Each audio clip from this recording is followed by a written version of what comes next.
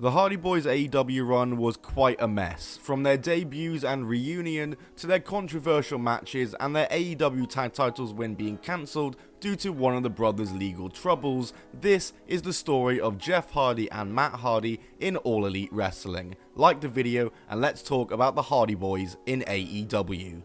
On the 2nd of March 2020, Matt Hardy's contract with the WWE expired and himself and Jeff had returned to the WWE at WrestleMania 33 in 2017, but after they won the tag titles very quickly and lost them not too long after, they had kind of found themselves trailing in the company. Jeff Hardy had gotten injured and Matt Hardy began teaming with Bray Wyatt, which started off well but kind of fizzled out after they lost the tag titles, and when Matt Hardy went back to being a single star again, he was just left trailing in the depths of the mid-card until his departure, and it was very obvious what his next move was gonna be, and that of course would be to sign with All Elite Wrestling, which of course he did, debuting on the 18th of March 2020 AEW Dynamite, bringing back his broken character and aligning himself with the Elite for the upcoming Blood and Guts match. A match which of course was postponed but was changed to Stadium Stampede. This match obviously was against the Inner Circle, and so early on Matt Hardy was involved in big storylines in the company. The Elite versus the Inner Circle was the biggest thing going for them,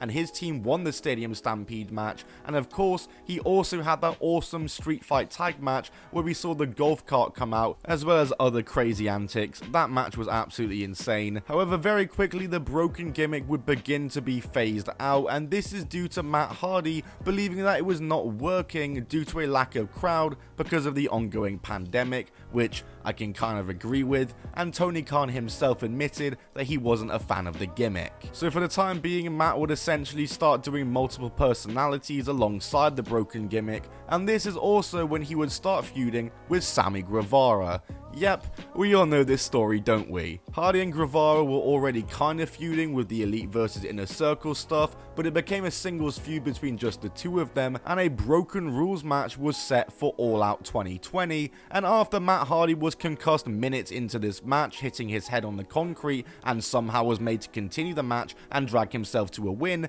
this can easily be seen as one of the worst AEW matches ever, and maybe the most irresponsible thing AEW has ever done. Matt Hardy versus Sammy Guevara was an absolute disaster on all levels. It wasn't a good match. It should have been stopped minutes in, but it wasn't, and that made it so much worse. AEW received heavy backlash for this match, including from Rebby Hardy, and Matt would have to take a bit of time off. But when he would come back, he would start aligning himself with Private Party, but a mystery attacker was starting to bother Matt Hardy, and that attacker was revealed to be none other than Sammy Guevara, as for some reason, AEW decided to reignite this feud. They had an Elite Deletion match at Full Gear, which was just AEW's version of the Final Deletion, a cinematic crazy match, and it was a whatever match, and Matt Hardy got the win. I don't see why they needed to run this feud back, but after this, Matt Hardy would start using his old Big Money Matt gimmick again and would form the Hardy Family Office, a stable made up of random AEW lower card guys like Private Party,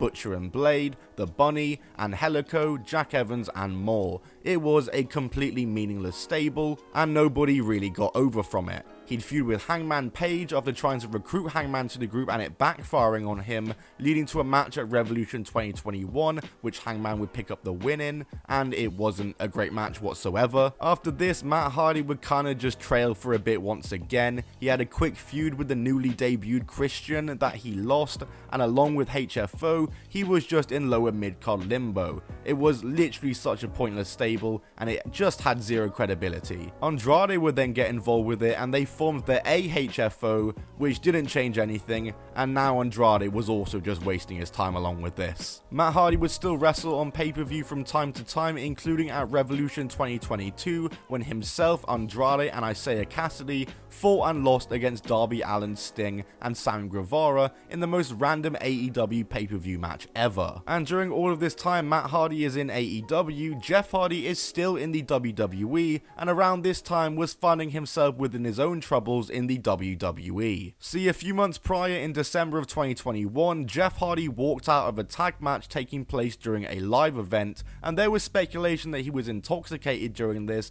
but Jeff does deny that. But regardless, he was sent home and then released days later, and apparently refusing WWE to send him to rehab played a big part. And once again, I think everyone knew where his next destination was going to be, because after his 90-day no-compete clause was up, Jeff Hardy would debut for AEW on the March 9th, 2022 Dynamite, coming to the aid of Matt Hardy as the Hardy Boys reunited and Matt left the AHFO, rendering it to just the AFO. Life began pretty good in AEW as they'd beat members of the AFO in numerous matches, and Jeff also made it to the semi-finals of the Owen Hart tournament, but their biggest win was defeating the Young Bucks at Double or Nothing 2022, and this was all done for a reason, as apparently AEW was gearing up to give them the tag belts, and thus a three-way tag team ladder match was booked for the June 15th Dynamite, with the Jurassic Express defending the titles against the Young Bucks and the Hardys. But AEW out of nowhere just stopped advertising this match. And well, that's because on June 13th, Jeff Hardy was arrested for driving under the influence, and he was indefinitely suspended the next day by AEW, with the match lineup being changed, with the Hardys being removed, and it was later confirmed that they were indeed meant to win the titles in that match, but obviously that was cancelled. And the Hardy Boys and AEW were not the same after this whatsoever. It was a long while before Jeff came back. It was nearly a year, as he wouldn't return until April of 2023, and the Hardys were a shell of themselves as a team at this point. They were relegated down to Rampage and weren't really ever built up or involved in major storylines, and would only occasionally be on Dynamite, such as when Jeff Hardy and Jeff Jarrett had one of the worst matches in the show's history. There was a guy with a chainsaw or something. Isaiah Cassidy from Private Party would align himself with them, and once again it would do absolutely nothing for him. Apparently during this time, Jeff Hardy's Willow character was also going to make a return, but this was also scrapped by AEW. And Jeff Hardy would end up wrestling his final match for AEW against Sammy Guevara on the February 14th, 2024 Rampage, and in this match he had his nose broken after Guevara's knee landed on his face off a top rope move, putting him off TV indefinitely, which was a shame as Jeff Hardy had been getting a bit of a return to form recently and had been on a pretty decent run of weekly matches against Swerve, Darby Allin and Jon Moxley. And not too long after this, Matt Hardy would disappear from TV as his contract was expiring, and while there were talks for a renewal, Matt Hardy did indeed depart AEW, and Jeff Hardy would follow not too long after as his contract expired earlier this month, and himself and Matt both find themselves back in TNA. I think it's a good spot for them, and probably the best spot for them right now. I could easily see them returning to the WWE at some point, maybe not soon, maybe, to be fair, as a part of this TNA crossover we could see, but time will tell. Matt Hardy, however, though, has gone on the record to say that he thinks himself and Jeff were both misused in AEW, which in a way I can kind of see because they were pretty much jobbers, and the Hardy Boys, they're definitely better than jobbers, but also at the same time, Jeff and Matt Hardy didn't really warrant to be a top tag team in AEW just because of their name. They couldn't really keep up with a lot of the tag teams on the roster, and were definitely not the best tag team in the ring in the AEW tag team division at the time they were there. And you could also say they kind of did it to themselves, as Jeff Hardy kind of showed why they can't be relied on during the one time they were actually going to get pushed as a top tag team. Either way, I'll always love the Hardys as a tag team. They're one of my favorite tag teams of all time, and I'm glad they at least did have an AEW run. It is sad the way it turned out in the end though. But to be honest, I can't say that AEW fumbled the Hardy Boys. I just can't. That's it from me though. If you enjoyed this video, then give it a like and comment what video you want to see next. Subscribe to see those videos and turn the notifications on to be the first to see those videos. I'll see you all in the next one. Goodbye and keep on rolling.